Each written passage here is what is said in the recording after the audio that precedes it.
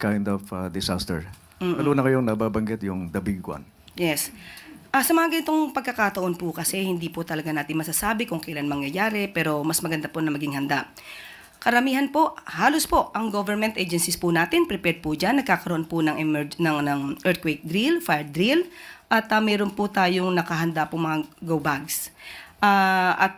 Sa ano naman po, sa mga local government units, sa atin din po na sa idinidemand po natin hanggat maaari po, na yung mga building officers nila ay magsagawa po ng mga inspection kung maaari at maging mahigpit din po sila sa pagbibigay ng mga permits sa pagpapagawa ng mga buildings na magiging maaaring hindi ganon katibay. Yan po at sabi nga po natin, maliban po sa gobyerno, tayong mga Pilipino, taong bayan, magtulong-tulungan din po dito sa information dissemination patungkol po sa paghahanda pag ganito po ang nangyari. Salamat po, Yusek. Leth Narciso, DZRH. Good morning, Yusek. Dumami daw po ang mga Pilipinong nakaranas ng gutom batay sa SWS survey. Ano po ang masasabi ng Malacanang dito at paano ito planong tugunan ng pamahalaan? Actually, aralin po yan dahil po sa bagong report po ng DSWD, marami na po kasing programa na talaga pong pantawid gutom. Unahin ko po ang programa ng DSWD na nagsisilbi po sa 300,000 poor food households na may equivalent po na 1.5 million individuals across the country po ito. Sila po ay binibigyan ng 3,000 na pesos na halaga na pera, 3,000 pesos monthly as food aid. Pangalawa po programa ng DSWD ay Walang Gutom Kitchen. Ito po ay located sa Pasay City, kung saan nagsisilbi po ng mga hot free meals sa mga pamilya, sa mga bata, lalo-lalo na yung mga nasa lansangan. Maliban pa po dyan ay meron pa rin po tayong, meron po ang DSWD na programa. Ito po yung Walang Gutom Project Kusinero Cook-Off Challenge, para po ma-improve yung public nutrition. At meron din po ang Walang Gutom Project that provides eligible families with electronic benefit transfer po. Ito po 3,000 peso monthly food credits. So aaralin po natin kung saan nanggagaling itong mga sinasabi na nagugutom pa ang ibang mga kababayan natin. At para malaman natin kung saang lugar ito, at kung meron man pagkukulang, ay maibsan po natin ang ganitong klaseng mga sitwasyon po. Eden Santos, Net 25. Good morning po, Yusek.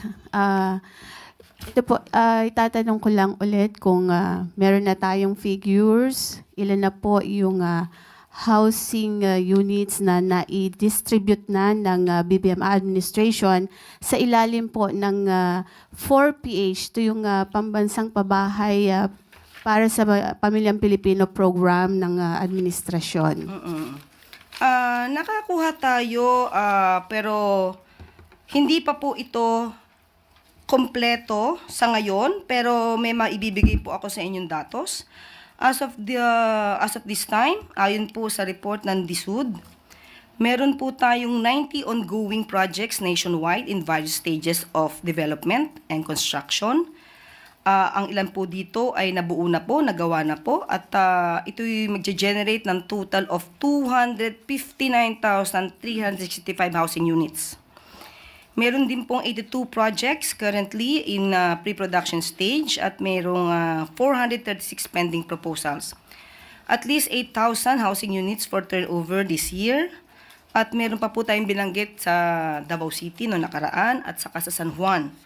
At meron din po sa Palayan City, Nueva Ecija, City of San Fernando, Pampanga, at Bacolod City, Tagoloan, Misamis Oriental. At meron pa pong darating sa Abuab, San Mateo Rizal at Bukawe, Bulacan.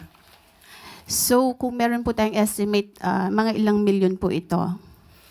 Wala pa po siyang milyon. Sa loob po ng 3 taon sa pwesto ng Pangulong Marcos. Yun po yung sinabi ko at hindi pa po kompleto. Kasi po ang sabi 1 million per year. So para mabuo yung backlog na 6.5 million housing units po ng Pilipinas. Okay, sinabi naman po ng ating Pangulo na ito po yung salita niya, and I quote, "We are aiming for 1 million homes, 1 million low-cost and socialized homes a year. It is an ambitious number, but we will try very, very hard." So may mga pagkakataon po, gustuin po natin na matapos ang lahat, pero may mga causes of delays. Katulad po ng processing and release of development loans for private contractors, permitting or due diligence process on site suitability and land ownership. Meron din po, nagkakaroon din po ng problema or issue tungkol sa pagpapatayo because it seems that there is longer construction period for vertical housing, at least 10 months average for walk-up. 4-story buildings pa lang po yun. At yung pong capacity to borrow or avail of the development loan of private contractors. At ito po'y ibibigay na napakamura po sa ating mga kababayan. Kaya po, kokonti lamang po ng mga contractors at developers ang sumasali sa proyektong ito. So ito po ay mga issues na hindi po ninanais ng administrasyon.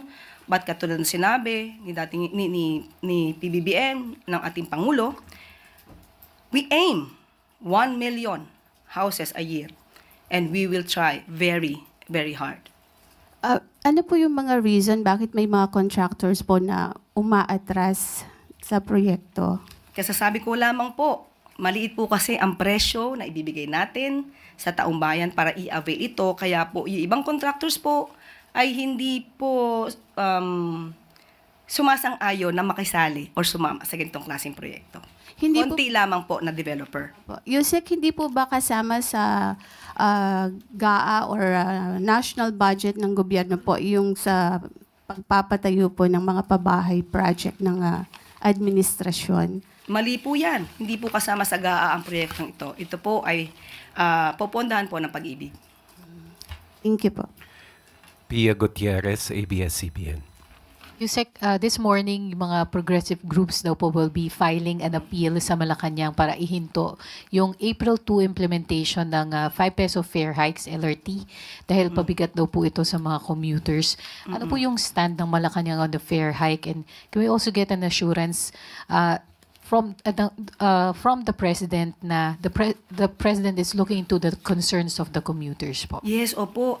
Gustuin po natin no? Gustuin po ng administrasyon na ito po ay hindi muna maituloy. Pero yan po kasi ang nakasaad sa kontrata. Kundi po ako nagkakamali, nabanggit po ito na matagal na po dapat nagtaas ng presyo pero hino-hold po ito para po sa ating mga commuters. Pero tignan din po natin ang sitwasyon kapag kasama po kasi ito sa kontrata at hindi po itinupad o natupad ng gobyerno, mas magkakaroon po ng malaking problema ang ating mga commuters. Tuesday New, DZBB. Good morning po, Yusek. Yusek, ditong weekend, mayroon pong mga Filipinos na nakulong sa Qatar dahil daw po doon sa ginawang kilos protesta in support kay dating Pangulong Rodrigo Duterte. Ano po ang tulong na maipagkakaloob ng gobyerno, kung meron man, anong plano para sila po ay matulungan na ma-resolve itong kanilang kinakaharap na kaso doon ngayon? Nung araw po na ito ay napabalita, agad-agaran po ang embahada natin po ay tumulong po agad. Nagpadala po ng labor attaché, isa din pong lawyer para po malaman at mapaglaban ang kanilang mga karapatan. At maliban po dyan ay kung ano pa po ang maaari natin ibigay na tulong, let's say mga care packages, na sa abot makakaya ng ating pamahalaan, ibibigay po natin sa ating kababayan sa nasabing bansa. So, hindi naman po sila pababayaan doon hindi na po. makulong, ma'am? Ay, hindi po. Obligasyon pa rin po ng ating pamahalaan, ng administrasyon, ang mga Pilipino, anuman po ang kulay nila. Wala po tayong sinisino, wala po tayong discrimination patungkol po dyan. Basta po kapwa Pilipino, tutulungan po yan ng administrasyon. Apo. Follow up lang, ma'am, yung ibang mga Filipinos na nagrarally pa rin para dito kay dating Pangulong Rodrigo Duterte, katulad po sa Davao nung kanyang birthday, marami pong nagtipon-tipon sa ibang lugar sa bansa. Ano po ang nakikita nyo rito? Marami pa rin yung mga sumusuporta sa kanya sa dami ng mga umattend. I'm sure nakita rin po ito ni Presidente. Ano po ang take niya dito sa ganitong mga sitwasyon? Kung nag-celebrate po sila ng birthday po ni dating Pangulong Duterte, hindi naman po natin mapipigilan yan. Kung maraming sumusuporta sa dating Pangulong Duterte, karapatan po nila yon. Hindi po natin to pipigilan. Thank you, ma'am. Melvin Gascon, Philippine Daily Inquirer. Good morning po, Yusek. Nag-start na po yung election campaign for local elections at may mga bali-balita po na may mga ilang mga kandidato gumagawa ng paraan para masakyan po yung AKAP, pamimigay po ng AKAP. With the upcoming oral arguments po sa Supreme Court, meron po bang kautusan ang Malacanang na voluntarily ipagpaliban po muna ang pamimigay po ng AKAP? Mahirap po kasing ihinto ang pagpibigay ng ayuda sa taong bayan. Umaasa rin po sila dyan, katulad nga po nito. Sabi po sa survey, di umanon tumataas ang hunger rate. Kahit marami na po tayong programa ng ayuda, kaya sabi nga po natin, titignan natin kung saan nanggagaling ito.